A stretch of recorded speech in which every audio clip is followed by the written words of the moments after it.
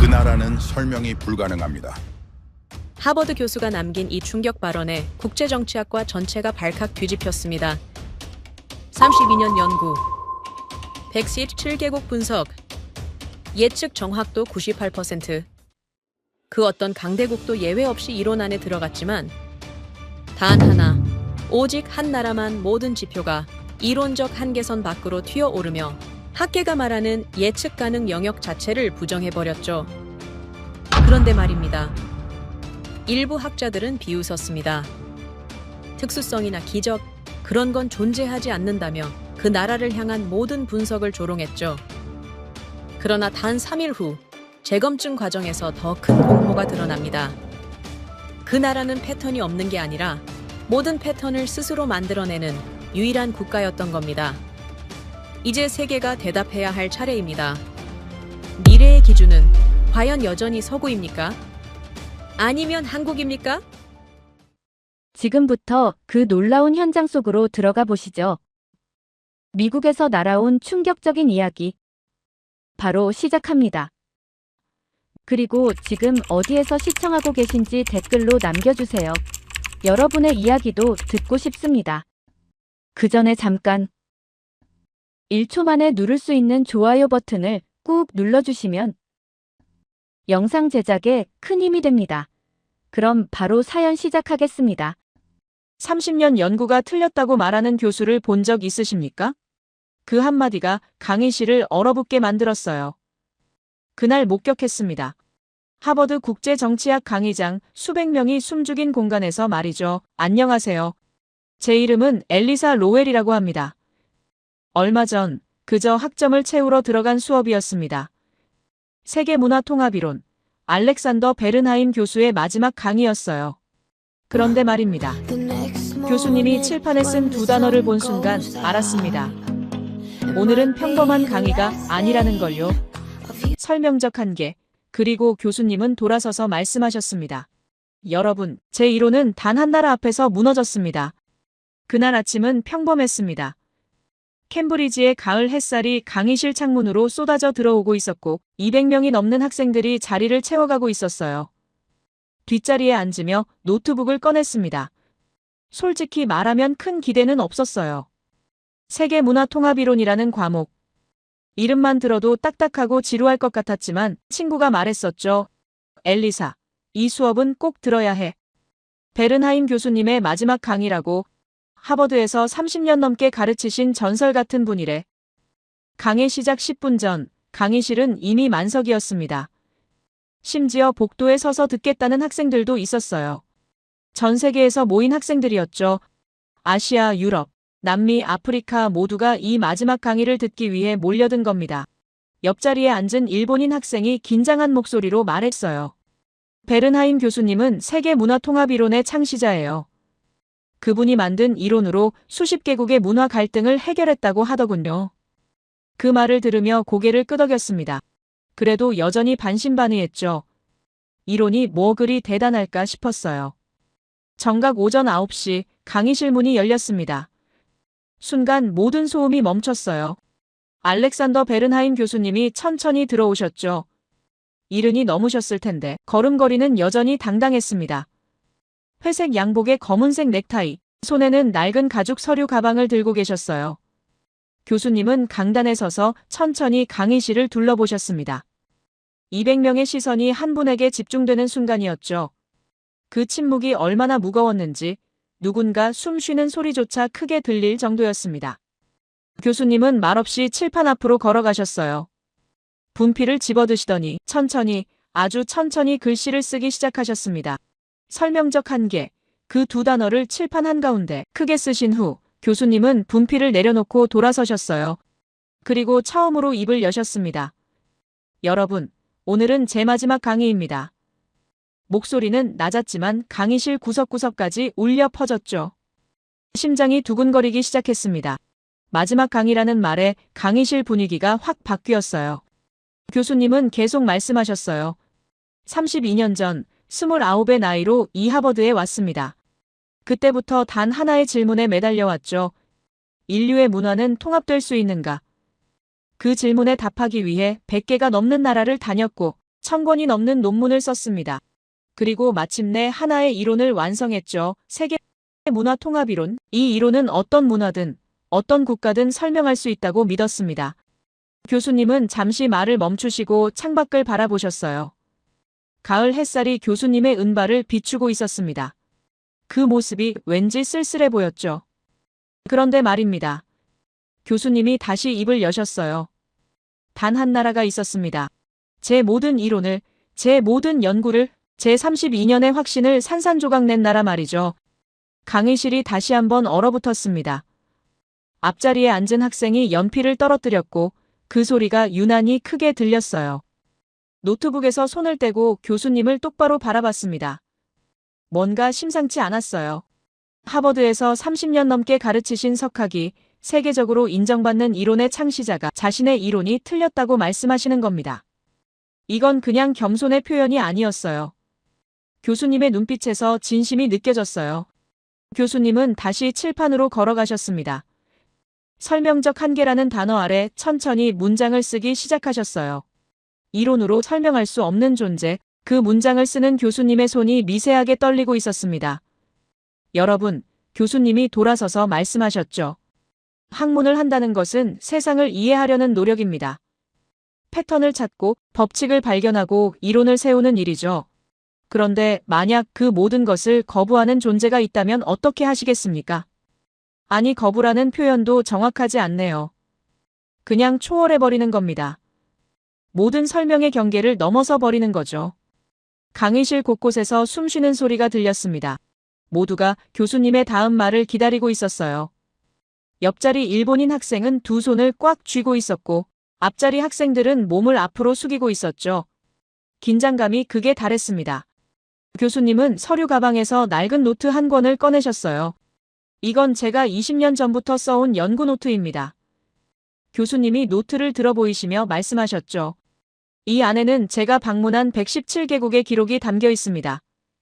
각 나라의 문화, 경제, 정치, 사회 시스템 모든 것을 분석했죠. 그리고 놀랍게도 모든 나라가 제 이론의 틀 안에 들어왔습니다. 미국도, 중국도, 러시아도, 브라질도, 인도도 모두 설명 가능했어요.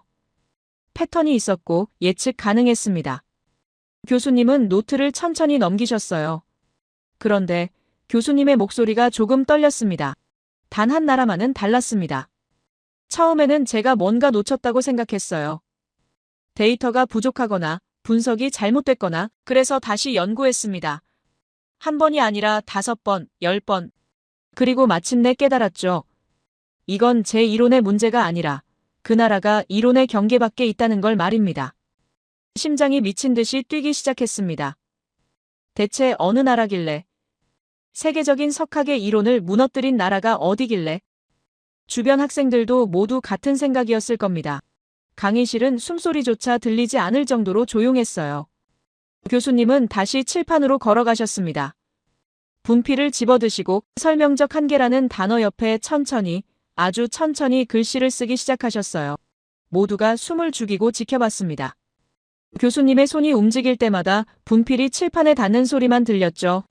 그리고 마침내 교수님이 쓴 단어가 모습을 드러냈습니다. 대한민국. 그 네 글자가 칠판에 또렷하게 새겨진 순간 강의실 전체가 술렁이기 시작했어요. 누군가는 놀란 듯 소리를 냈고 누군가는 고개를 갸우뚱했습니다. 옆자리 일본인 학생은 눈을 크게 뜨고 칠판을 바라보고 있었죠. 한국이라고요? 입 밖으로 중얼거렸습니다. 솔직히 예상하지 못했어요.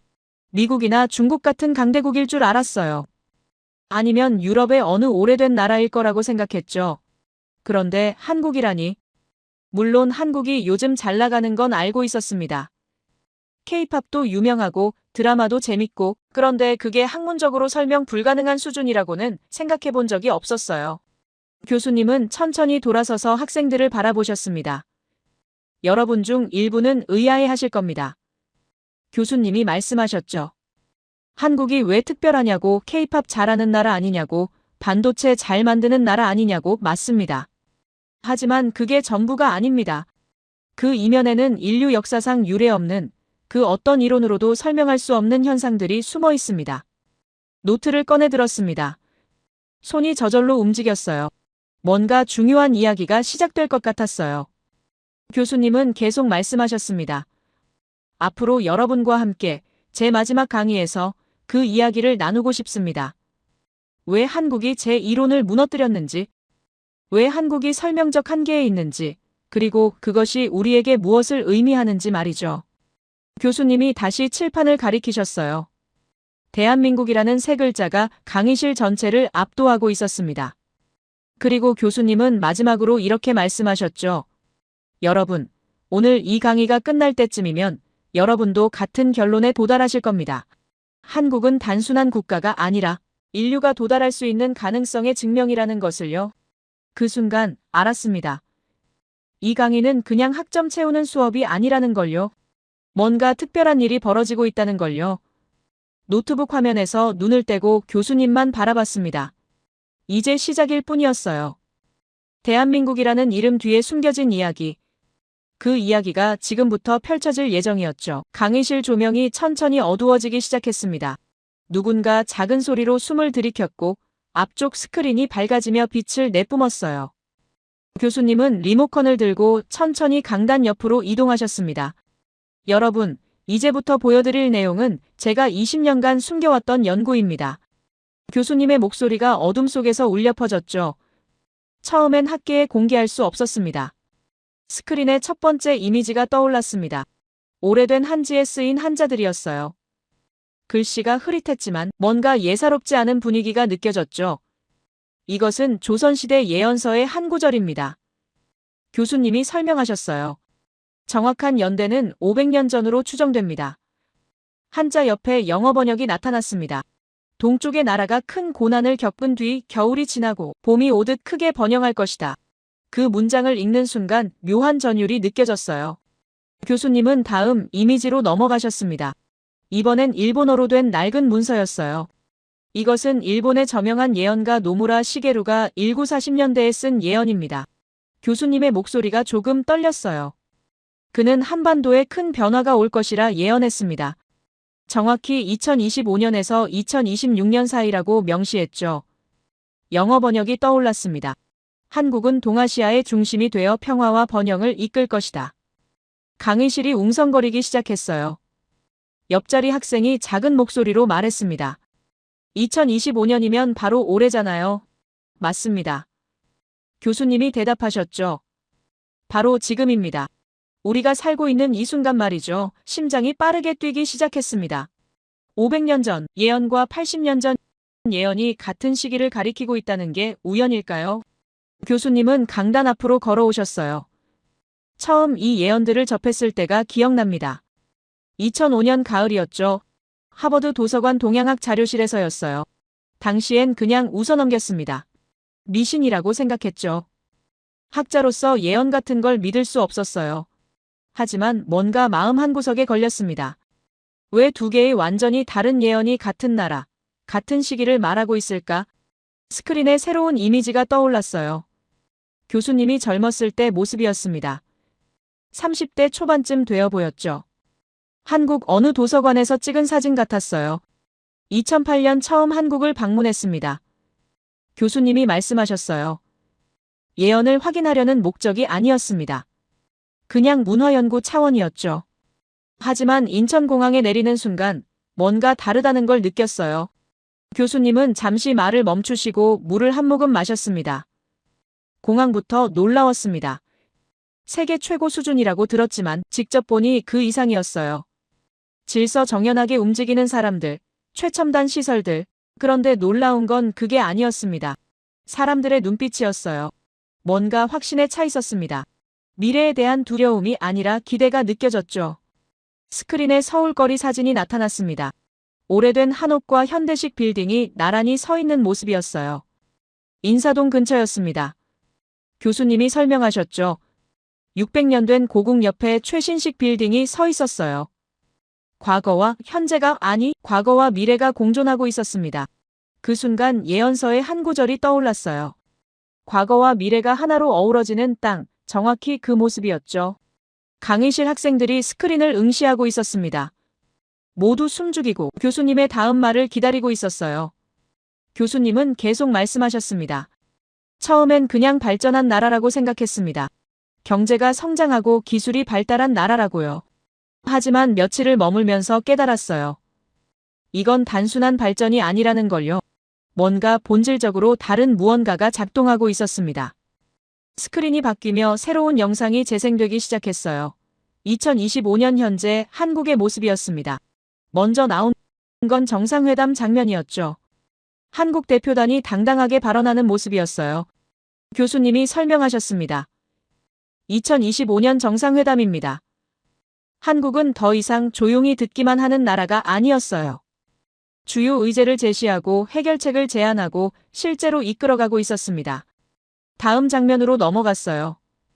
우주 발사체가 하늘로 솟아오르는 모습이었습니다. 한국형 발사체 누리호의 성공적인 발사 장면이었죠. 불과 몇십 년 전만 해도 원조를 받던 나라입니다. 교수님의 목소리가 떨렸어요. 이제는 우주개발 클럽의 당당한 일원이 되었어요. 이게 예언이 말한 변화가 아니고 뭐겠습니까? 영상은 계속 이어졌습니다. 반도체 공장의 모습, 인공지능 연구소, 바이오 기업들, 화면이 빠르게 전환되며 한국의 기술력을 보여주고 있었어요. 그런데 교수님은 다음 장면에서 영상을 멈추셨습니다.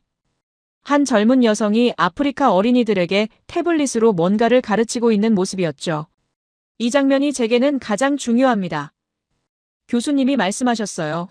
한국은 강해지면서도 약자를 잊지 않았습니다. 오히려 더 많이 돌아보고 있었어요. 원조를 받던 나라가 이제는 주는 나라가 되었고 그 과정을 기억하며 더 진심으로 돕고 있었습니다. 예언서가 말한 번영의 진짜 의미가 이것 아니겠습니까? 노트에 빠르게 뭔가를 적기 시작했습니다. 손이 저절로 움직이고 있었어요. 교수님의 말씀 하나하나가 놓칠 수 없는 내용이었죠. 그런데 여러분, 교수님이 다시 입을 여셨습니다. 여기서 끝이 아닙니다. 이건 시작에 불과해요. 스크린에 새로운 그래프가 나타났습니다. 지난 60년간 한국의 변화를 보여주는 자료였어요. 1인당 국민소득, 수출액, 기술 특허수, 문화, 콘텐츠 수출 모든 지표가 가파르게 상승하고 있었습니다. 교수님이 그래프를 가리키며 말씀하셨죠. 이 곡선을 보십시오. 정상적인 성장 곡선이 아닙니다. 기하급수적 상승이에요. 경제학 이론으로는 설명할 수 없는 속도입니다. 특히 주목할 부분이 있습니다. 교수님이 그래프의 한 지점을 확대하셨어요. 2020년대 초반부터 곡선이 더욱 가팔라지고 있었습니다. 바로 지금입니다. 예언이 말한 시기와 정확히 일치합니다. 2025년, 2026년 한국의 변화가 가속화되고 있어요. 우연이라고 하기엔 너무 정확합니다. 앞자리 학생 한 명이 손을 들었어요. 교수님, 그런데 예언이 맞는다는 걸 어떻게 확신하실 수 있습니까? 합리적인 질문이었죠. 교수님은 미소를 지으셨습니다. 좋은 질문입니다. 사실 완전히 확신할 수는 없어요. 하지만 이렇게 많은 우연이 겹칠 수 있을까요? 시기의 일치, 내용의 일치, 그리고 무엇보다 현실의 증거들이요. 교수님은 다시 스크린으로 시선을 돌리셨어요. 제가 20년간 연구하며 발견한 것들이 있습니다. 한국에는 독특한 패턴이 있어요. 위기가 올 때마다 더 강해졌습니다. 전쟁 후 경제, 기적, 금융위기 후 기술 도약, 팬데믹 후 문화 확산, 매번 무너질 것 같았지만 오히려 더 높이 올라섰죠. 강의실이 다시 밝아지기 시작했습니다. 교수님은 천천히 강단 앞으로 걸어오셨어요. 여러분, 이제 이해하시겠습니까?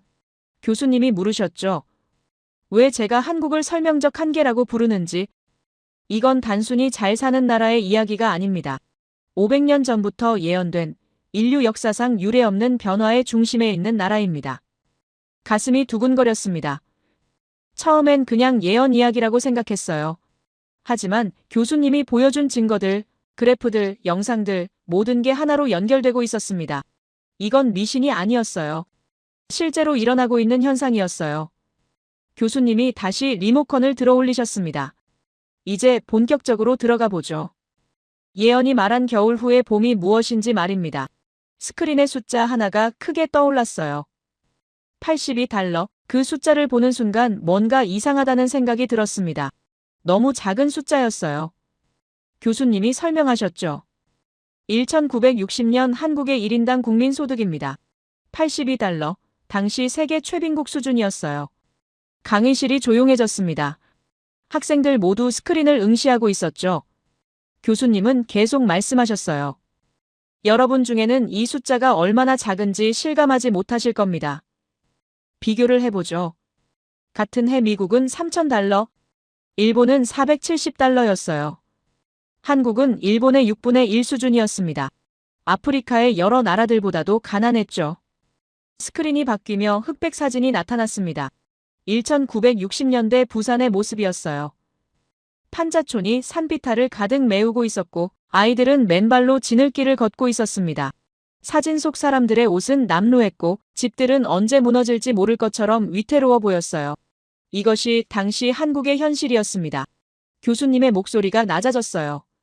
전쟁의 폐허, 절대적 빈곤. 그 누구도 이 나라의 미래를 낙관하지 않았어요. 노트에 82달러라고 적었습니다. 손이 저절로 움직이고 있었어요. 교수님이 다시 리모컨을 누르셨습니다. 스크린에 새로운 숫자가 떠올랐죠. 35,000달러. 그리고 옆에 작은 글씨로 세계 12위 경제, 강국 2020년 기준입니다. 교수님이 말씀하셨어요. 60년 만에 400배 이상 성장했습니다. 최빈국에서 선진국 대열로 올라섰죠. 스크린이 다시 바뀌었습니다. 이번엔 2020년 부산의 야경이었어요. 화려한 불빛들이 바다를 비추고 있었고 고층 빌딩들이 하늘을 찌를 듯 솟아 있었습니다. 같은 도시입니다. 교수님이 두 장의 사진을 나란히 놓으며 말씀하셨어요. 60년의 시간 차이, 하지만 마치 다른 행성처럼 보입니다. 이게 가능한 일일까요? 앞자리에서 웅성거리는 소리가 들렸습니다. 학생들이 서로 작은 목소리로 이야기하고 있었어요. 놀라움과 의아함이 섞인 표정들이었죠. 교수님은 잠시 기다리셨다가 다시 입을 여셨습니다. 경제발전 이론이 있습니다. 제가 30년간 연구해온 분야죠. 이 이론에 따르면 국가의 경제 성장에는 일정한 패턴이 있어요. 자본 축적, 기술 이전, 교육 수준 향상, 제도 개선, 이런 요소들이 단계적으로 작동하며 보통 100년에서 150년이 걸립니다. 교수님이 칠판으로 걸어가셨어요. 분필을 들고 간단한 그래프를 그리기 시작하셨습니다. 이것이 정상적인 경제 성장 곡선입니다. 완만한 상승 곡선이 그려졌죠. 하지만 한국은 교수님이 다른 색 분필로 가파른 직선을 그으셨어요. 이렇습니다. 거의 수직에 가까운 선이었습니다. 이건 이론으로 설명할 수 없어요. 불가능한 속도입니다. 그때였습니다. 강의실 중간쯤에서 손이 올라갔어요. 일본인 학생이었죠. 교수님이 고개를 끄덕이며 말씀하셨습니다. 네, 질문하세요. 그 학생이 일어섰어요. 미나코라는 이름표가 보였습니다. 도쿄대학에서 온 교환학생 같았죠. 그녀는 정중하게 말했습니다. 교수님, 하지만 한국의 성장이 완전히 독자적이었다고 보긴 어렵지 않을까요? 강의실이 조용해졌습니다. 미나코는 계속 말했어요. 1960년대 한국은 일본으로부터 상당한 경제 원조를 받았습니다. 그녀가 자신의 노트북을 열어 자료를 보여주었죠. 1965년 한일협정으로 3억 달러의 무상 원조와 2억 달러의 차관이 제공되었습니다. 이것이 한국 경제의 초석이 되었다고 일본 학계에서는 분석하고 있어요. 교수님은 조용히 고개를 끄덕이셨습니다. 좋은 지적입니다. 실제로 그런 원조가 있었죠. 미나코는 자신감을 얻은 듯 계속 말했어요. 그리고 일본 기업들의 기술 이전도 있었습니다. 제조업 노하우, 경영 방식, 품질 관리 시스템, 이런 것들이 한국의 산업화에 결정적이었다고 봅니다. 그녀의 목소리에는 확신이 담겨 있었어요. 교수님은 여전히 조용히 듣고 계셨습니다. 미나코는 마지막으로 한마디 더 했죠. 또한 통계 자체에 대한 의문도 있습니다. 개발도상국의 경우 통계가 정확하지 않을 수 있고 성장률이 과장되었을 가능성도 배제할 수 없지 않을까요? 그녀가 앉았습니다. 주변 몇몇 학생들이 고개를 끄덕이고 있었어요. 교수님은 천천히 강단 앞으로 걸어오셨습니다. 매우 좋은 반론입니다. 교수님이 평온하게 말씀하셨죠. 실제로 제가 처음 한국을 연구할 때도 같은 의문을 가졌어요.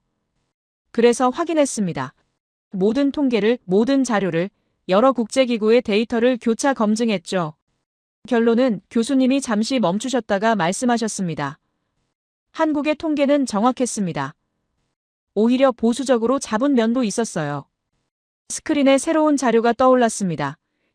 세계은행, 국제통화기금, 경제협력개발기구의 데이터였어요. 모두 같은 결과를 보여주고 있었습니다. 교수님이 설명하셨죠. 원조에 대해서도 말씀드리죠. 물론 일본에 원조가 있었습니다. 하지만 그것만으로는 설명이 안 됩니다. 같은 시기 더 많은 원조를 받은 나라들이 많았어요.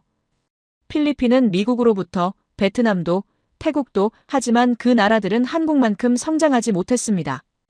교수님이 새로운 그래프를 보여주셨어요. 여러 나라의 성장 곡선이 그려져 있었습니다. 보십시오. 원조액 대비 성장률입니다. 한국은 받은 원조에 비해 압도적으로 높은 성장을 이뤘어요. 이건 원조 자체가 아니라 그것을 활용한 능력의 문제입니다. 미나코의 표정이 굳어지기 시작했어요. 교수님은 의연하게 계속 말씀하셨습니다. 기술 이전에 대해서도 마찬가지입니다. 기술은 받았지만 그것을 소화하고 발전시킨 건 한국의 몫이었어요. 일본에서 배운 기술을 단순히 모방하는 데 그치지 않고 개선하고 혁신하고 결국엔 경쟁자가 되었습니다. 반도체 산업이 좋은 예죠. 처음엔 일본 기술을 배웠지만 이제는 한국이 세계 시장을 주도하고 있어요. 스크린에 반도체 시장 점유율 그래프가 나타났습니다. 한국 기업들이 압도적인 위치를 차지하고 있었죠. 미나코는 입술을 깨물고 있었습니다. 손이 미세하게 떨리는 게 보였어요. 교수님은 여전히 평온한 목소리로 말씀하셨습니다. 그리고 무엇보다 중요한 건 이겁니다. 교수님이 새로운 자료를 띄우셨죠. 화면에는 교육 투자 비율이 나타났습니다. 1960년대부터 1990년대까지 한국의 교육 투자 추이였어요. 가난했지만 교육에는 돈을 아끼지 않았습니다. 교수님이 설명하셨어요. 국내 총생산 대비 교육 투자 비율이 당시 세계 최고 수준이었어요. 먹을 것도 부족한 상황에서 학교를 짓고 선생님을 늘렸습니다. 이게 원조로 가능한 일일까요? 아닙니다. 이건 그 나라 사람들의 선택이었어요. 교수님이 칠판을 가리키셨습니다. 경제 성장에는 여러 요소가 필요합니다. 자본, 기술, 제도, 하지만 가장 중요한 건 사람입니다. 그 사람들이 어떤 가치를 추구하는지, 무엇을 위해 희생할 수 있는지. 한국은 교육에 모든 걸 걸었어요. 부모들은 자식 교육을 위해 무엇이든 했습니다. 이게 진짜 성장의 원동력이었죠. 미나코가 다리를 떨기 시작했습니다. 작은 움직임이었지만 옆에서 보면 알 수 있었어요. 그녀는 멋쩍은 웃음을 지었습니다. 뭔가 말하고 싶은 듯 했지만 입을 열지 못했죠. 교수님의 데이터와 논리 앞에서 더 이상 반론할 근거가 없었던 겁니다. 교수님은 마지막으로 말씀하셨습니다. 이론적으로 불가능한 일이 일어났습니다. 60년 만에 최빈국에서 선진국으로 100년이 걸릴 일을 반도 안 되는 시간에 해냈어요. 이건 기적이라는 말로도 부족합니다. 차라리 설명 불가능하다고 해야 맞죠. 그래서 제 이론이 무너진 겁니다. 모든 변수를 다 고려해도 한국의 성장 속도는 계산이 안 나옵니다.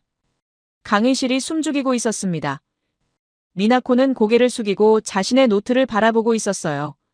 손은 여전히 떨리고 있었고 다리도 미세하게 움직이고 있었습니다. 다른 학생들은 교수님과 스크린을 번갈아 보며 충격을 감추지 못하고 있었죠. 교수님이 물 한 모금을 마시시고 천천히 입을 여셨습니다.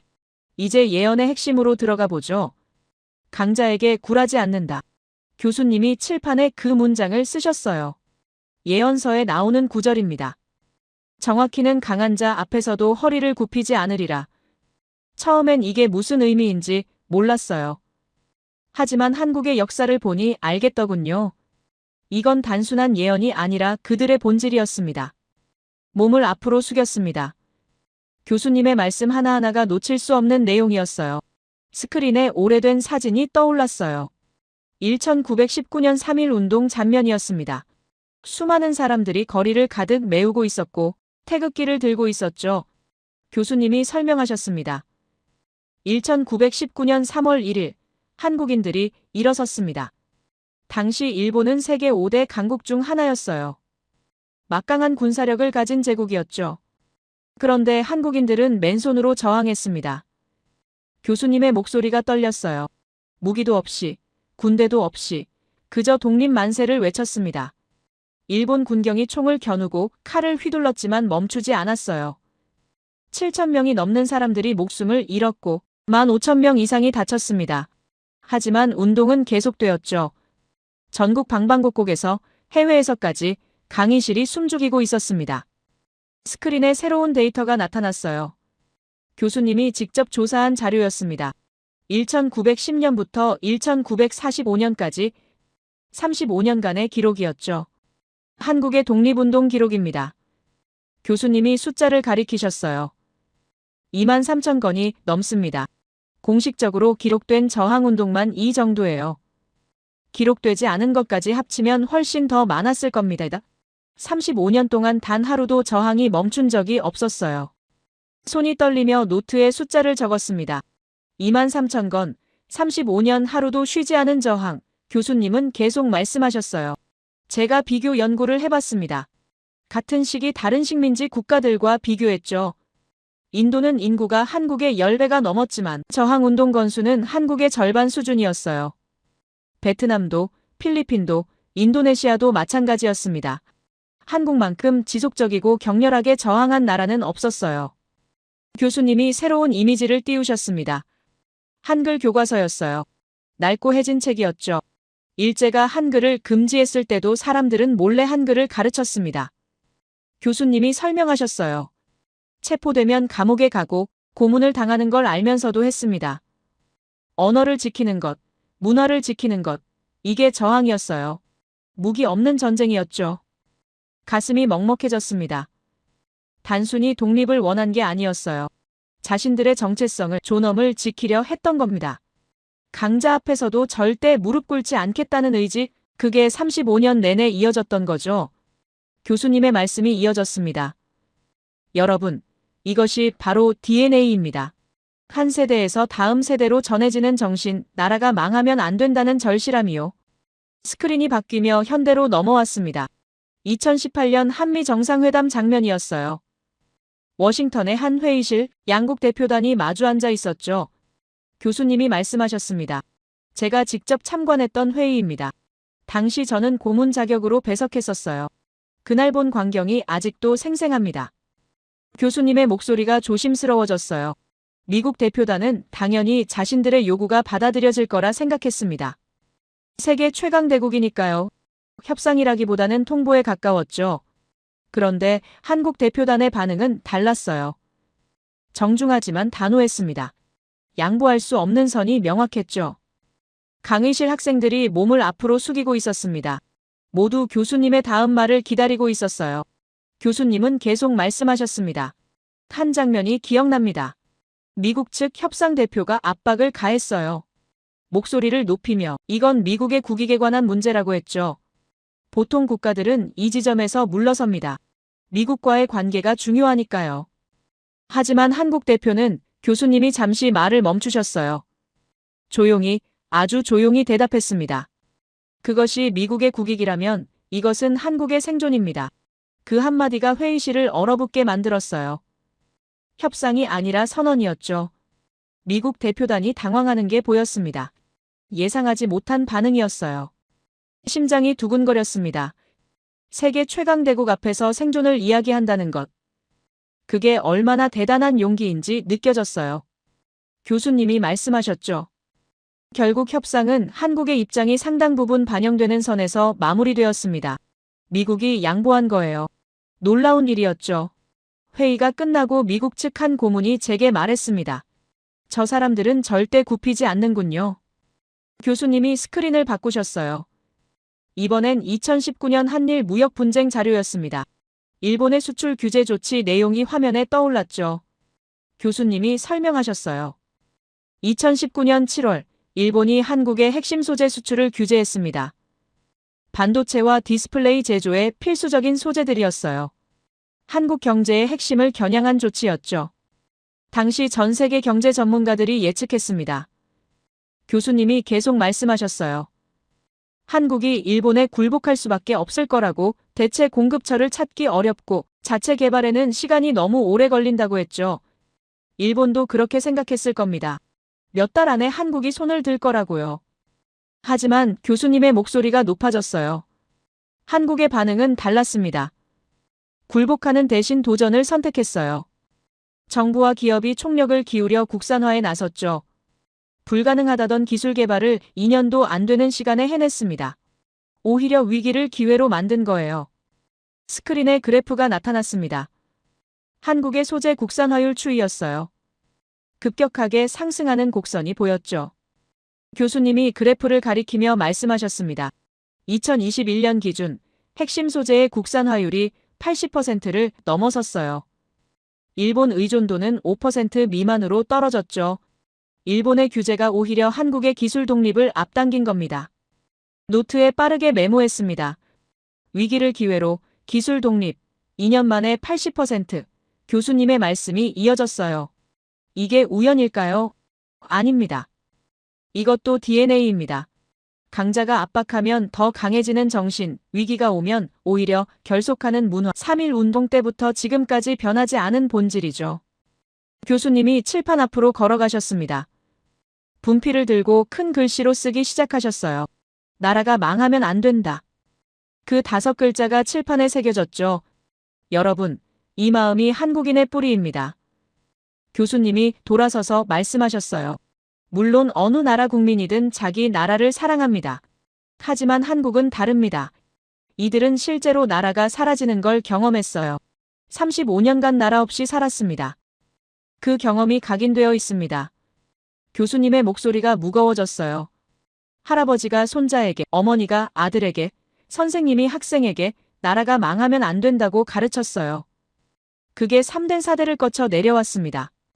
그래서 위기가 오면 다들 일어섭니다. 개인의 이익보다 나라를 먼저 생각하죠. 스크린에 새로운 영상이 재생되었습니다. 1997년 외환위기 때 금 모으기 운동 장면이었어요. 시민들이 줄을 서서 자신의 금반지를, 목걸이를, 혼수품까지 내놓고 있었습니다. 교수님이 설명하셨죠. 1997년 금융위기 때입니다. 나라 경제가 무너질 위기였어요. 그때 국민들이 자발적으로 금을 모았습니다. 350만 명이 참여했고 225톤의 금이 모였죠.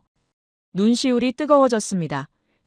자신의 소중한 것들을 기꺼이 내놓는 사람들, 강제가 아니라 자발적으로 나라를 살리기 위해서. 이게 단순한 애국심일까요? 아니었어요. 이건 생존 본능에 가까운 거였습니다. 나라가 무너지면 개인도 없다는 걸 뼈저리게 아는 사람들이었죠. 교수님이 다시 칠판을 가리키셨어요. 나라가 망하면 안 된다는 글씨가 여전히 거기 있었습니다. 한국은 지정학적으로 최악의 위치에 있습니다. 교수님이 말씀하셨어요. 중국과 러시아, 일본 사이에 끼어 있죠. 역사적으로 수없이 침략당했고 전쟁터가 되었습니다. 보통 국가라면 이런 환경에서 생존하기 힘들어요. 하지만 한국은 살아남았습니다. 교수님의 목소리에 확신이 담겼어요. 살아남았을 뿐 아니라 강해졌어요. 위기가 올 때마다 더 단단해졌습니다. 전쟁 후에는 경제 기적을, 독재 후에는 민주화를, 금융위기 후에는 기술 혁신을, 팬데믹 후에는 문화 확산을, 매번 위기를 기회로 바꿨죠. 이것이 한국의 DNA입니다. 교수님이 강단을 천천히 오가며 말씀하셨어요. 조상들로부터 물려받은 저항 정신, 강자 앞에서도 굽히지 않는 의지, 나라를 지키려는 절실함. 이 모든 게 현대 한국인들에게도 흐르고 있습니다. 그래서 미국 앞에서도 당당하고 일본의 압박에도 굴하지 않고 위기가 와도 의연하게 대처하는 겁니다. 강의실 전체가 정적에 휩싸였습니다. 누구도 움직이지 않았어요. 교수님의 말씀이 마음 깊이 새겨지고 있었죠. 노트를 내려다봤습니다. DNA, 저항 정신, 나라가 망하면 안 된다. 위기를 기회로, 그 단어들이 서로 연결되고 있었어요. 이제 이해가 됐습니다. 한국이 왜 설명 불가능한 존재인지, 단순히 경제나 기술의 문제가 아니었어요. 이건 정신의 문제였고 역사가 만든 본능이었습니다. 그리고 그 정신이 여전히 살아 숨쉬고 있다는 것. 그게 바로 한국이 특별한 이유였죠. 교수님이 칠판에 새로운 문장을 쓰기 시작하셨어요. 약자를 품는다. 그 4글자가 또렷하게 새겨졌습니다. 예언서의 또 다른 구절입니다. 교수님이 돌아서서 말씀하셨죠. 강한 자에게는 당당하되 약한 자에게는 따뜻하리라. 처음엔 이게 모순처럼 들렸어요. 어떻게 동시에 가능할까? 하지만 한국을 보니 이해가 되더군요. 스크린에 그래프가 나타났습니다. 세계 원조 흐름을 보여주는 자료였어요. 교수님이 설명하셨습니다. 2010년 한국은 공식적으로 원조 공여국이 되었습니다. 경제협력개발기구 개발원조위원회에 가입했죠. 그런데 이게 얼마나 특별한지 아십니까? 교수님의 목소리가 높아졌어요. 원조를 받던 나라가 주는 나라가 된 건 인류 역사상 한국이 유일합니다. 강의실이 술렁이기 시작했습니다. 유일하다는 단어에 모두가 놀란 표정이었어요. 교수님은 계속 말씀하셨습니다. 1950년대부터 1990년대까지 한국은 120억 달러가 넘는 원조를 받았어요. 미국, 유럽, 일본, 세계은행, 수많은 나라와 기관이 도왔죠. 그런데 2020년 기준 한국이 개발도상국에 제공한 원조는 25억 달러를 넘어섰습니다. 받은 걸 기억하고 갚고 있는 거예요. 노트에 빠르게 적었습니다. 세계 유일 받은 것을 갚는 나라, 손이 저절로 움직이고 있었어요. 교수님이 리모컨을 누르셨습니다. 스크린에 영상이 재생되기 시작했죠. 한 할머니가 좁은 방에 앉아 계셨어요. 80대쯤 되어 보였습니다. 자막이 떠올랐어요. 부산 영도구 김순자 할머니의 목소리가 강의실에 울려 퍼졌습니다. 1950년 6월이었어요. 전쟁이 나자 서울을 떠났죠. 할머니가 천천히 이야기하셨어요. 아무것도 챙기지 못했습니다. 그냥 살려고 내려왔어요. 부산 판자촌에 도착했을 때는 먹을 것도 없고 잠잘 곳도 없었죠. 할머니의 눈가에 주름이 깊어졌습니다. 그때 외국인들이 왔어요. 할머니가 계속 말씀하셨어요.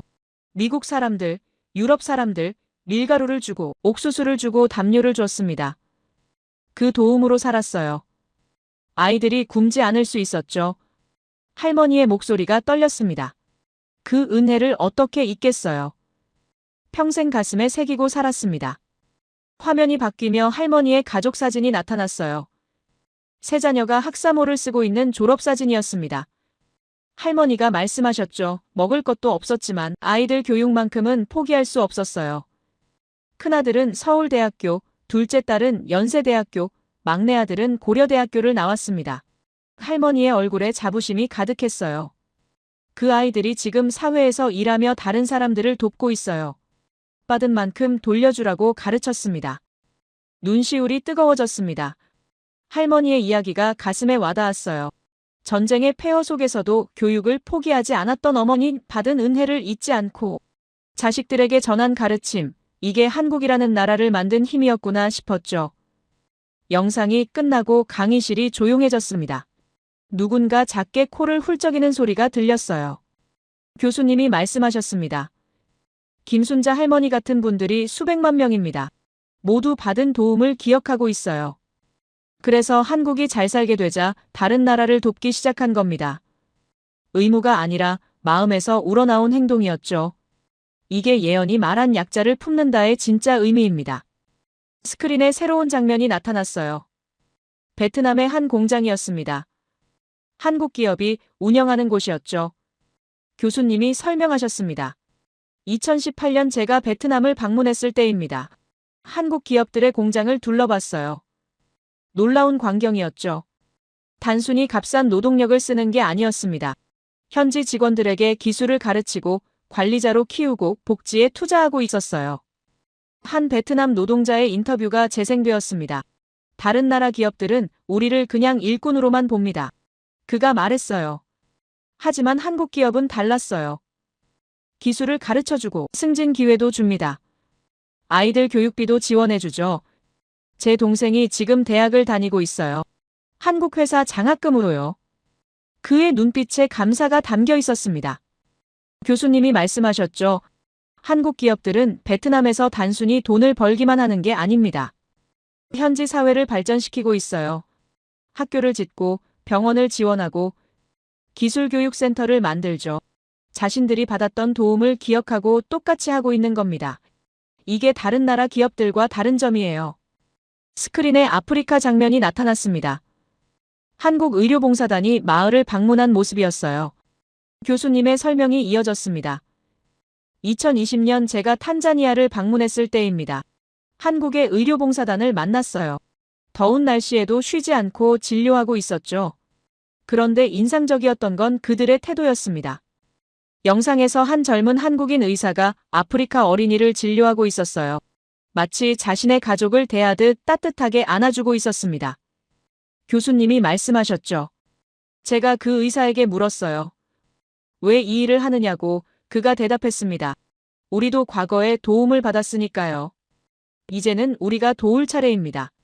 단순한 대답이었지만 진심이 느껴졌어요. 가슴이 뭉클해졌습니다. 그들은 의무감이 아니라 진심으로 돕고 있었어요. 받았던 은혜를 갚는 것. 그게 한국인들에게는 당연한 일이었죠. 교수님의 말씀이 계속되었습니다. 한국의 봉사단원들은 현지인들을 진짜 이해하려 노력합니다. 문화를 존중하고 언어를 배우고 함께 살아가려 하죠. 시혜가 아니라 연대를 추구하는 겁니다. 스크린에 새로운 이야기가 시작되었어요. 일본인 남성의 사진이 나타났습니다. 야마구치 켄스케라는 자막이 떠올랐죠. 교수님이 설명하셨습니다. 2015년 저는 매우 특별한 사례를 접했어요. 일본의 유명 배우였던 야마구치 켄스케의 이야기입니다. 그는 스캔들로 모든 걸 잃었죠. 20년 경력이 하루아침에 무너졌어요. 영상이 재생되었습니다. 야마구치가 직접 인터뷰하는 모습이었어요. 모든 것이 무너졌을 때 한국의 한절을 알게 되었습니다. 그가 말했어요. 강원도 산속 깊은 곳이었죠. 도신 스님을 만났어요. 스님은 제가 일본인이라는 걸 아시면서도 아무 편견 없이 받아주셨습니다. 야마구치의 목소리가 떨렸어요. 3개월간 그곳에서 머물렀습니다. 야마구치가 계속 말했어요. 새벽 예불, 산책, 명상, 차 한 잔 처음엔 힘들었지만 점차 평화를 찾았어요. 그런데 더 놀라웠던 건 템플스테이에 참가한 한국 사람들이었습니다. 제가 일본인이라는 걸 알면서도 따뜻하게 대해줬어요. 오히려 더 배려해 주셨죠. 한 장면이 인상적이었습니다. 야마구치가 말했어요. 어느 날 한국 할머니 한 분이 제게 김치를 주셨어요. 입에 맞을지 모르겠지만 먹어보라고 하시며 나중에 알았습니다. 그 할머니의 아버지가 일제강점기에 돌아가셨다는 걸요. 그런데도 저를 따뜻하게 대해주신 겁니다. 저는 그때 깨달았어요. 진정한 용서와 배려가 무엇인지. 눈물이 핑 돌았습니다. 할머니의 마음이 얼마나 넓었을까. 개인적 아픔이 있었을 텐데도 일본인 청년을 차별하지 않고 따뜻하게 대한 것. 이게 한국인의 마음이구나 싶었어요. 영상이 계속되었습니다. 야마구치가 저를 떠난 후 무엇을 했는지 보여주고 있었죠. 2017년 야마구치는 서울에 사무실을 열었습니다. 교수님이 설명하셨어요. 한일문화교류 재단을 설립한 겁니다. 양국의 청소년들이 서로를 이해할 수 있는 프로그램을 만들고 예술가들의 교류를 지원하고 무엇보다 한국의 고아원과 일본의 고아원을 연결하는 프로젝트를 시작했죠. 마음의 달이라는 이름이었습니다. 영상에서 야마구치가 마지막으로 말했어요. 한국에서 배운 가장 큰 교훈은 배려의 문화입니다. 겉으로는 빨리빨리 문화처럼 보이지만 그 안에는 깊은 배려가 있어요. 약자를 돌아보고 상처 입은 사람을 위로하고 과거의 적도 용서하는 마음. 이게 한국의 진짜 힘입니다. 그의 눈빛이 진지했어요. 강의실이 숨죽이고 있었습니다. 주변을 둘러봤어요. 많은 학생들이 눈을 붉히고 있었죠. 앞자리 학생은 눈물을 닦고 있었고 옆자리 학생도 고개를 숙이고 있었습니다. 교수님도 잠시 말을 멈추시고 물을 마셨어요. 목소리가 조금 떨리고 있었죠. 교수님이 다시 입을 여셨습니다. 여러분, 이것이 한국의 특별함입니다. 강자에게는 당당하지만 약자에게는 따뜻해요. 이게 모순이 아니라 균형입니다. 자신이 약했던 경험을 기억하기 때문에 약자의 고통을 이해하고 강자의 횡포를 경험했기 때문에 강자 앞에서 굴하지 않는 거죠. 그리고 중요한 건 교수님이 칠판을 가리키셨어요. 이런 행동들이 오히려 한국의 국가력을 높이고 있다는 겁니다.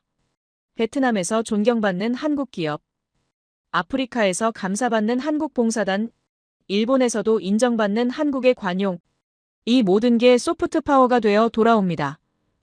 군사력이나 경제력이 아닌 마음으로 세계를 얻고 있는 거예요. 다른 나라들은 원조를 전략적으로 합니다. 교수님이 말씀하셨어요. 정치적 영향력을 위해, 경제적 이익을 위해 돕죠. 하지만 한국은 다릅니다. 진심으로 돕고 있어요. 그래서 더 큰 신뢰를 얻고 더 깊은 유대를 만들고 결국 더 강한 나라가 되는 겁니다. 나라를 사랑하는 마음이 서로에게 전해지고 그게 국가력이 되는 거죠. 한국만큼 이걸 눈에 띄게 보여주는 나라가 없습니다. 교수님의 목소리에 확신이 담겼어요. 받은 도움을 기억하고 약자를 배려하고 그 과정에서 오히려 강해지는 나라, 이게 예언이 말한 약자를 품는다의 진정한 의미입니다. 그리고 이것이 한국을 특별하게 만드는 또 하나의 이유죠. 교수님이 미소를 지으셨습니다. 이제 가장 재미있는 부분으로 넘어간다면서 예언은 동아시아의 중심이라 했습니다. 교수님이 칠판에 그 문장을 쓰셨어요. 문화의 중심 말입니다. 군사력도 아니고 경제력도 아닌 문화로 세계를 움직이는 나라가 된다는 예언이었어요. 처음엔 이게 무슨 뜻인지 몰랐어요. 그런데 최근 몇 년간 벌어진 일들을 보면 이해가 됩니다. 스크린에 넷플릭스 로고가 떠올랐습니다. 여러분 넷플릭스 아시죠? 교수님이 물으셨어요. 전 세계 사람들이 영화와 드라마를 보는 곳입니다. 미국 회사죠. 할리우드의 본거지. 학생들이 고개를 끄덕였어요. 그런데 올해 6월 넷플릭스가 특별한 애니메이션을 공개했습니다. 화면에 K-팝 데몬 헌터스 포스터가 나타났어요. 알록달록한 색깔의 애니메이션 캐릭터들이 보였습니다. 교수님이 설명하셨죠. K-팝 데몬 헌터스, 2025년 6월 20일 공개된 미국 애니메이션입니다. 그런데 특별한 점이 있어요. 여러분, 이 애니메이션의 주제가 뭘까요? K-팝입니다. 교수님이 답을 말씀하셨어요. 한국 아이돌 그룹 이야기예요. 한국 음악으로 악마를 물리친다는 내용이죠. 미국이 만든 애니메이션인데 한국 문화가 주제입니다. 그리고 더 놀라운 건 애니메이션 배경음악이 전부 한국 음악이에요. K-팝으로만 구성되어 있죠. 강의실이 웅성거리기 시작했습니다. 학생들이 서로 놀란 표정으로 쳐다보고 있었어요. 교수님은 계속 말씀하셨습니다. 생각해보세요. 미국 사람들이 돈을 들여서 한국 문화 이야기를 만든 겁니다. 한국 음악을 배경으로 깔고요. 이게 왜 대단한지 아십니까? 교수님이 잠시 멈추셨다가 설명하셨어요. 예를 들어볼까요?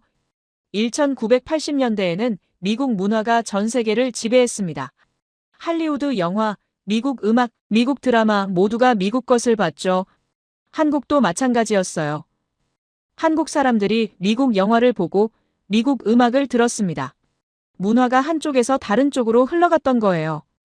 그런데 지금은 반대입니다. 교수님의 목소리가 높아졌어요. 미국이 한국 문화를 소재로 콘텐츠를 만들고 있어요. 미국 아이들이 한국 음악을 듣고 한국 드라마를 보고 한국 음식을 먹습니다. 문화의 흐름이 완전히 역전된 겁니다. 이것을 문화 종속의 역전이라고 합니다. 고개를 끄덕였습니다. 이제 이해가 됐어요. 과거에는 한국이 미국 문화에 종속되어 있었는데 이제는 미국이 한국 문화를 배우고 따라하고 있다는 뜻이었어요. 역사상 이런 일은 없었습니다. 교수님이 말씀하셨어요. 문화는 보통 강대국에서 약소국으로 흘러갑니다. 로마 제국이 그랬고 대영 제국이 그랬고 미국이 그랬죠. 하지만 한국은 경제 규모나 군사력으로는 미국보다 작은데 문화로는 미국을 역전시킨 겁니다. 이게 예언이 말한 동아시아의 중심입니다. 스크린이 바뀌며 축구 경기장이 나타났습니다. 미국 메이저리그 사커 경기였어요. 교수님이 설명하셨죠. 손흥민 선수 아시죠? 한국의 축구 스타입니다. 이번에 미국 프로축구 리그에 진출했어요. 그런데 놀라운 일이 벌어졌습니다. 영상이 재생되었습니다. 미국 경기장 수만 명의 관중이 손흥민 유니폼을 입고 응원하고 있었죠. 교수님이 말씀하셨습니다. 미국 사람들이 아시아 선수의 유니폼을 입고 있어요. 경기장을 가득 메우고 응원합니다. 미국 본토에서 아시아 선수가 이런 인기를 얻은 건 처음입니다. 화면에 관중 인터뷰가 나왔어요. 한 미국인 가족이었습니다. 아버지부터 어린 딸까지 모두 손흥민 유니폼을 입고 있었죠. 그가 말했습니다. 손흥민은 단순한 선수가 아닙니다. 겸손하고 열심히 하고 팀을 위해 헌신해요. 우리 아이들에게 보여주고 싶은 롤모델입니다. 어린 딸이 손흥민 사인볼을 꼭 안고 있었어요. 스포츠는 특별합니다. 교수님이 말씀하셨어요. 언어가 달라도 문화가 달라도 이해할 수 있죠. 그래서 더 강력한 소프트 파워예요. 손흥민이 미국에서 보여주는 모습은 단순히 축구 실력만이 아닙니다. 한국인의 정신을 보여주고 있어요. 성실함, 겸손함, 팀워크, 이게 미국 사람들에게 감동을 주는 겁니다. 강의실 학생들이 고개를 끄덕이고 있었습니다. 모두 공감하는 표정이었어요. 교수님은 계속 말씀하셨습니다. 그런데 더 놀라운 현상이 있습니다. 스크린에 공항 장면이 나타났죠. 젊은 일본인들이 캐리어를 끌고 있었어요. 인천공항이라는 표지판이 보였습니다. 이것은 일본 연습생들입니다. 교수님이 설명하셨어요. 일본에서 한국으로 오는 젊은이들이죠. 과거에는 한국 연습생들이 일본에 가서 배웠습니다. 1990년대, 2000년대 초반까지 일본이 아시아 연예계의 중심이었으니까요. 그런데 지금은 완전히 반대예요. 영상에서 한 일본인 소녀가 인터뷰하고 있었습니다. 17살쯤 되어 보였어요. 일본에서는 꿈을 이룰 수 없다고 생각했어요. 그녀가 말했습니다. K-팝의 체계적인 훈련, 글로벌한 기회, 이런 걸 배우고 싶었어요. 그래서 한국에 왔습니다. 매일 새벽까지 연습하지만 행복합니다. 여기서는 꿈을 이룰 수 있으니까요. 화면이 바뀌며 연습실 장면이 나왔어요. 한국인 트레이너가 일본인 연습생들을 가르치고 있었습니다. 춤 동작을 하나하나 세밀하게 지도하고 있었죠. 교수님이 말씀하셨습니다. 20년 전만 해도 상상할 수 없는 일입니다. 일본이 한국을 가르쳤는데 이제는 한국이 일본을 가르치고 있어요. 이게 예언이 말한 동아시아의 중심입니다. 교수님이 칠판을 가리키셨어요. 정치적 중심이나 경제적 중심이 아니라 문화적 중심이에요. 주변국 젊은이들이 한국을 동경하고 한국어를 배우고 한국 문화를 따라하는 겁니다. 이게 진짜 영향력이죠. 노트에 적었습니다. 문화 역전, 동아시아 중심, 젊은이들의 선택. 손이 빠르게 움직이고 있었어요. 교수님의 마지막 말씀이 강의실에 울려 퍼졌습니다. 군사력으로 지배하는 시대는 끝났어요. 경제력만으로도 부족합니다. 이제는 문화로 마음을 얻는 시대입니다. 한국이 바로 그걸 보여주고 있죠.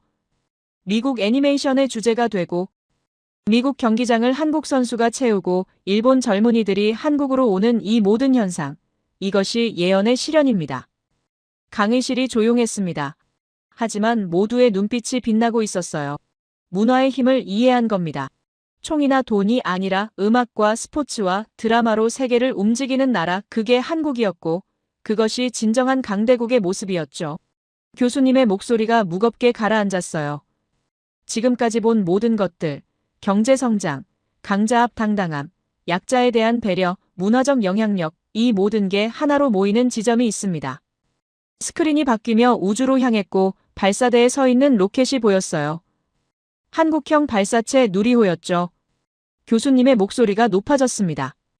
한국은 독자 기술로 위성을 우주에 올렸습니다. 세계에서 7번째예요. 미국, 러시아, 유럽, 중국, 일본, 인도에 이어서죠. 발사 장면이 재생되었습니다. 거대한 불꽃과 함께 로켓이 하늘로 솟아오르고 있었어요. 관제센터에서 환호성이 터져나왔죠. 펜을 멈췄습니다.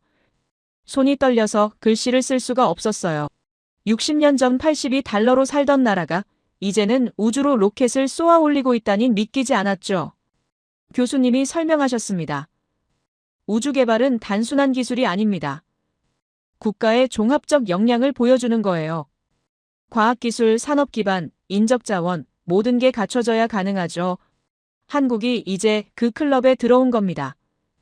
그리고 나사가 한국과의 협력을 적극 요청하고 있어요. 스크린에 반도체 공장이 나타났습니다. 첨단 장비들이 빼곡히 들어차 있었어요. 교수님이 말씀하셨죠. 반도체는 현대산업의 쌀입니다. 모든 전자기기에 들어가죠. 한국은 세계 메모리 반도체 시장의 70%를 장악하고 있어요. 이건 단순한 시장 점유율이 아닙니다. 세계 경제의 핵심을 쥐고 있다는 뜻이죠. 2021년 글로벌 반도체 대란을 기억하십니까? 교수님이 물으셨어요. 전 세계 공장들이 멈췄습니다. 자동차도 못 만들고 스마트폰도 못 만들고 그때 각국 정상들이 한국에 전화했어요. 반도체를 우선 공급해달라고 요청하며 한국의 결정이 세계 경제를 좌우한 겁니다. 새로운 영상이 재생되었습니다. 인공지능 연구소였어요. 엔지니어들이 복잡한 코드 앞에서 작업하고 있었죠. 교수님이 설명하셨습니다. 인공지능 분야에서도 한국이 선두권입니다. 특히 언어 모델, 자율주행, 로봇공학 분야에서 두각을 나타내고 있어요. 실리콘밸리의 대기업들이 한국 인재를 스카우트하려 혈안이죠. 2025년 현재 교수님의 목소리가 무거워졌어요. 한국은 기술 표준을 만들고 있습니다. 육지통신 표준 배터리 규격, 인공지능 윤리 가이드라인, 이제는 기술을 따라가는 게 아니라 길을 제시하고 있어요. 이게 예언이 말한 중심국의 모습입니다. 스크린에 UN 본부가 나타났습니다. 교수님이 새로운 주제로 넘어가셨어요. 국제분쟁, 중재자로서의 역할도 주목할 만합니다. 한국은 독특한 위치에 있어요. 선진국이면서도 개발도상국의 경험을 가지고 있죠. 전쟁을 겪었지만 평화를 이뤘고 분단되었지만 민주화를 이뤘어요. 영상에서 한 아프리카 외교관이 인터뷰하고 있었습니다. 한국은 우리를 이해합니다. 그가 말했어요. 다른 선진국들은 위에서 내려다보지만 한국은 옆에서 함께 걸어요. 그들도 가난했고 전쟁을 겪었고 어려움을 극복했으니까요. 그래서 우리는 한국을 신뢰합니다. 그의 진심이 느껴졌어요. 교수님이 말씀하셨습니다. 2024년 인도 태평양 경제협의체에서 한국이 중재자 역할을 했어요. 미국과 아세안 국가들 사이의 갈등을 조정했죠. 양쪽 모두 한국의 의견을 존중했습니다. 한국이 어느 한쪽 편이 아니라 공정하다는 걸 알았으니까요. 스크린에 여러 나라 국기들이 떠올랐습니다. 한국이 원조하는 나라들이었어요. 교수님의 설명이 이어졌습니다. 원조 공여국으로서도 특별한 위치입니다. 2025년 기준 한국의 공적 개발 원조는 30억 달러를 넘어섰어요. 그런데 중요한 건 금액이 아닙니다. 방식이죠. 한국은 단순히 돈만 주지 않습니다. 교수님이 강조하셨어요. 기술을 전수하고 교육을 지원하고 자립할 수 있게 도와줍니다. 자신들이 어떻게 성장했는지 아니까 그 방법을 나눠주는 거예요. 그래서 원조 효과성이 매우 높습니다.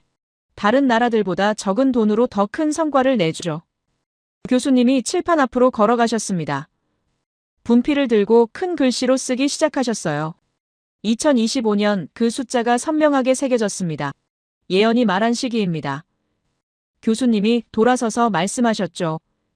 지금 이 순간 우리가 살고 있는 이 시간 예언이 현실이 되고 있어요. 교수님의 목소리가 낮아지며 말씀하셨습니다. 이 모든 것의 근원은 무엇일까요? 경제 성장도, 기술 발전도, 문화적 영향력도 모두 어디서 나온 걸까요? 모두가 교수님의 다음 말을 기다리고 있었어요. 답은 사람입니다. 교수님이 칠판에 그 한 글자를 크게 쓰셨어요. 시민의식, 그리고 돌아서서 말씀하셨죠. 조금 무거운 주제일 수 있습니다. 민감할 수도 있어요. 하지만 명확하게 보여드려야 할 것 같습니다.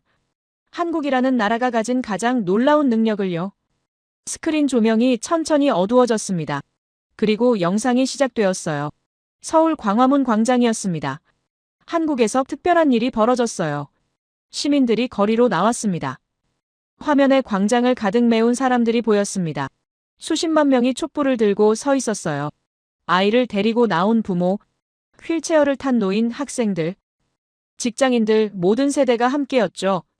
교수님의 목소리가 떨렸습니다. 100만 명이 넘는 시민들이 모였어요. 매주 토요일마다 추운 겨울 내내 그들이 원한 건 무엇이었을까요? 교수님이 물으셨어요. 폭력적 혁명이 아니었습니다. 파괴도 아니었죠. 그저 정의였어요. 민주주의의 회복이었습니다. 평화롭게 질서 있게 자신들의 목소리를 내고 싶었던 겁니다. 영상 속 사람들은 촛불을 들고 조용히 서 있었어요.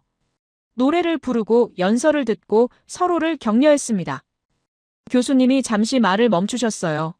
그런데 놀라운 건 이겁니다. 100만 명이 넘게 모였지만 단 한 건의 폭력 사태도 없었어요.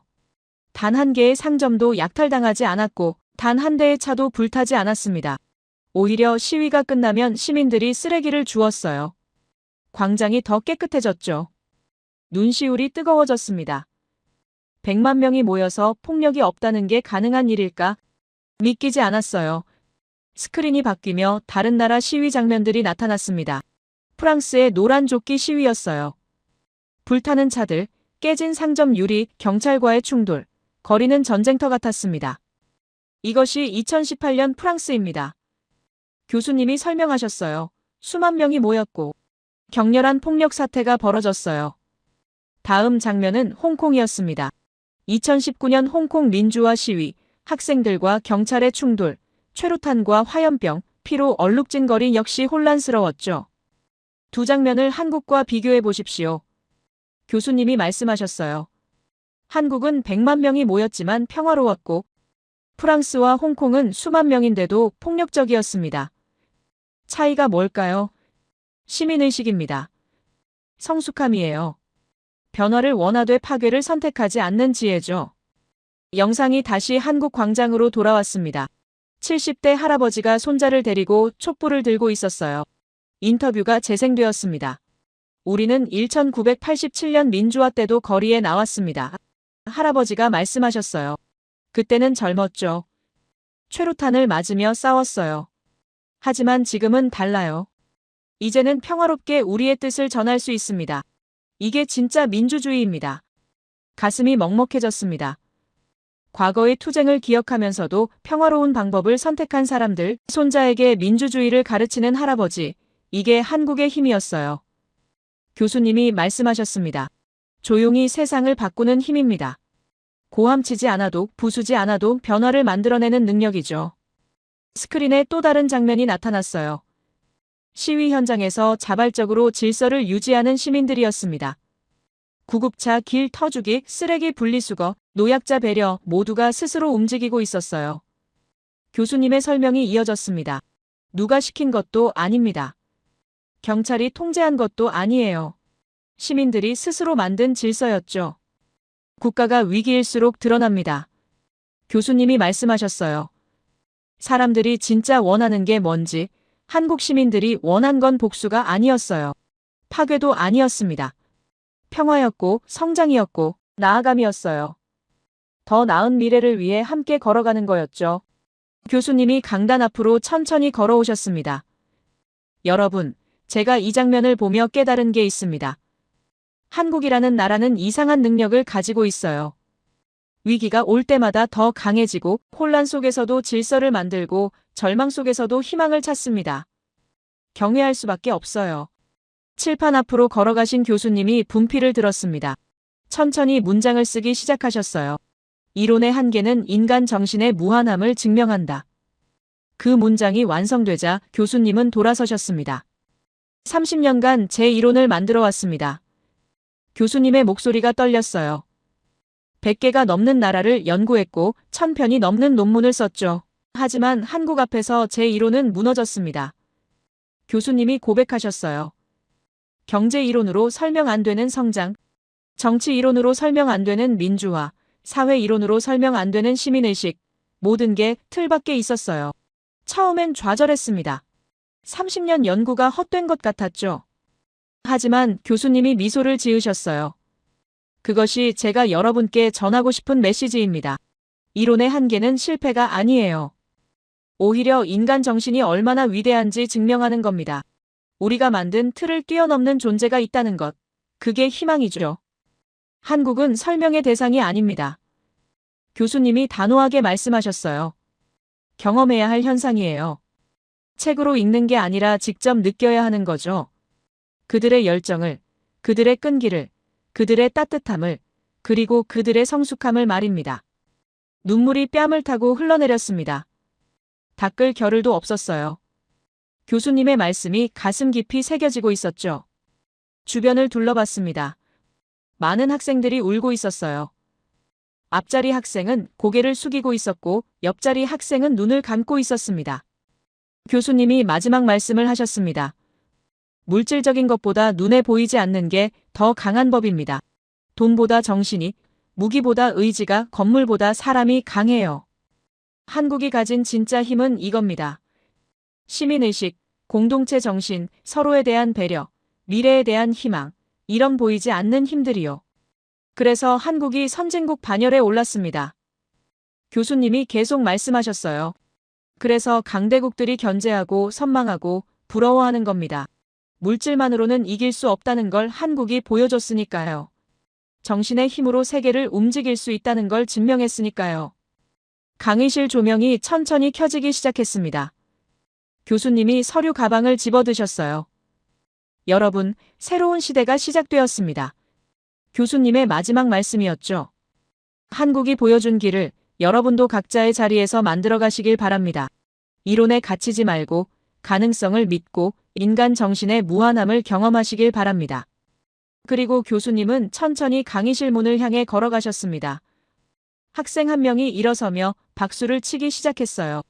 그 박수가 물결처럼 번졌습니다. 200명 모두가 일어서서 박수를 보냈죠. 우레와 같은 박수 소리가 강의실을 가득 채웠습니다. 교수님은 문 앞에서 잠시 멈춰 서셨어요. 뒤돌아보지 않으셨지만 고개를 살짝 숙이셨죠. 그리고 조용히 문을 나가셨습니다. 박수는 한참 동안 계속되었습니다. 서서히 멈췄지만 아무도 자리를 떼지 않았어요. 모두가 여운에 잠겨 있었죠. 노트를 천천히 닫았습니다. 오늘 배운 건 단순한 지식이 아니었어요. 한 나라에 대한 이야기도 아니었습니다.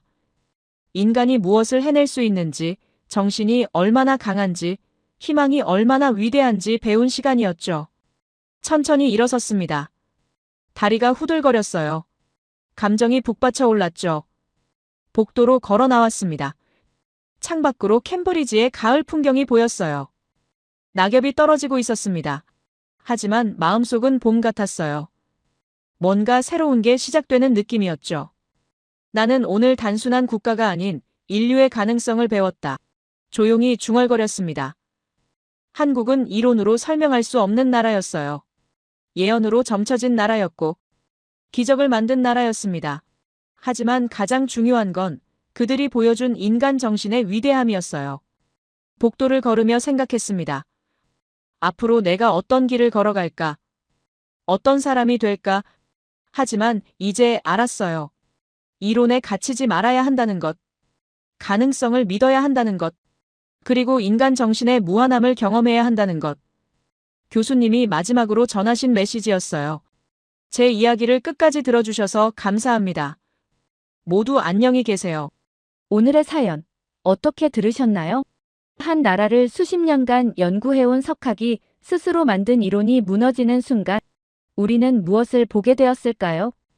경제도, 기술도, 문화도, 심지어 시민의식까지 기존의 틀로는 설명되지 않는 어떤 힘.